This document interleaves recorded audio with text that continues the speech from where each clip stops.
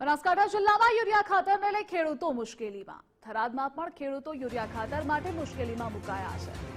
થરાદ ખાતે યુરિયા ખાતર મેળવવા માટે ખેડૂતોની લાઈનો લાગી છે। વહેલી સવારથી જ ખેડૂતો ખાતર લેવા માટે પહોંચ્યા। અલગ અલગ ગામડાઓમાંથી ખેડૂતો થરાદ પહોંચ્યા। થરાદ તાલુકા સંઘના ઉપર ખાતર લેવા ખેડૂતો પહોંચ્યા। આ 10 દાડાથી તો ગતું માર્કેટમાં ખાતર જ આવ્યો નથી। 10 દાડાથી એટલી અસેજ ખાતરની છે ને કોઈ મત પૂછવાની વાત। એટલે અમારે સરકારને ખાસ વિનંતી છે કે ઝડપીમાં ઝડપી આ ખેડૂતોનું નિવારણ કરે અને ઝડપીમાં ઝડપી ખાતરની અસેજ મટાડે। આવી અમારી ખાસ બધા ખેડૂતોની માગણી છે। અત્યારે ખેડૂતો માર્કેટ સંઘમાં લગભગ 200 થી 250 છે, બજારવાળી સંઘમાં 300 થી 400 માણસો છે। તાર હાલ ગાડી ખાતરની 3 આવી છે, એટલે 50% ખેડૂતોને ખાતર મળશે નહીં।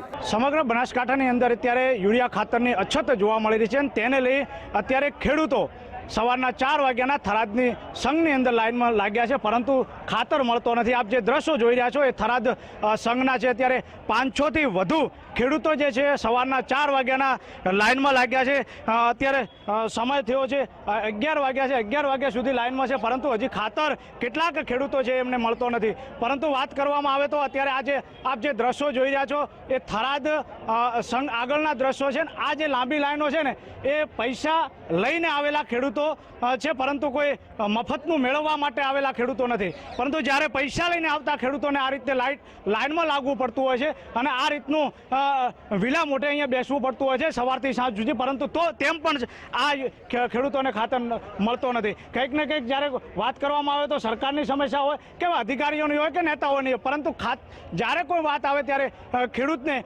ભીખ માગીને લેવું પડતું હોય છે છતાં પૈસે। આ અત્યારે પરિસ્થિતિ ગુજરાતની અંદર અને થરાદની અંદર છે। અત્યારે ખાતરની કેટલી અછત છે? 4 વાગે અહીંયા આવ્યા છો, રાત્રે એક ગાડી આવી હતી અને અત્યારે એક ગાડી હવે વિતરણ થવા પૂરું આવ્યું છે। હવે બાકીના ખેડૂતોને મળશે કે નહીં એનો સવાલ છે।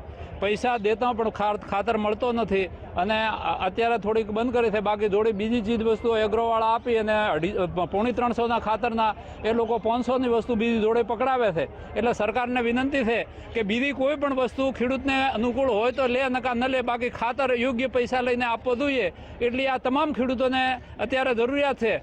300 થી 400 ખેડૂતો અત્યારે સંઘના ગોડાઉનની આજુબાજુ બેઠા છે અને 250 ખેડૂતો માર્કેટની જે દુકાન છે ત્યાં બેઠા છે।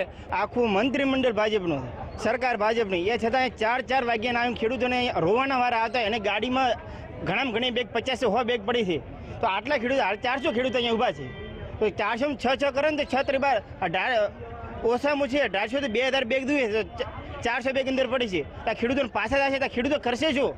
એમને 4 વાગ્યે ઢોરા દોવાના છે, પરંતુ ખાતર નથી મળતો। અહીંયા કેટલાક બીજા ખેડૂતો શું કહેશો? સવારના કેટલા વાગ્યાથી લાઈન? સવારના સાહેબ 4 વાગ્યાના આવ્યા છો અને લાઈન 300 જણાની છે, ખાતર મળતો નથી। 10 દાડાથી ખાતર મળતો નથી। આવો એટલે પૂછવા તો કે ખાતર આવ્યું નથી। હવે એક ગાડી આવી જાય, એમાં અડધી ગાડી તો વેચાઈ ગઈ। ખાતર નહીં મળે તો આવનારના સમયમાં શું કરશો? ખેડૂતો શું કરશે? ખેડૂતો હેરાન થાય છે, બીજું તો શું, આવીને પાછો થાય ને પાક નિષ્ફળ જાય ને, પાક પાસે ખાતર વગર પાકતો નથી। ખાતર હોય તો પાક। ખેડૂતો કહી રહ્યા છે અહીંયા પડે છે, પરંતુ હજી 400 ખેડૂતો છે, ક્યારે ખાતર મળશે એ જોવાનું રહ્યું છે। પરંતુ જ્યારે આ રીતનો વિલા મોઢે આ રીતનો સવારથી 4 વાગ્યાનો ખેડૂત જ્યારે બેઠો હોય ને તેમ છતાં પણ જો ખાતર ન મળતો હોય તો આવનારા સમયમાં ખેડૂત શું કરશે?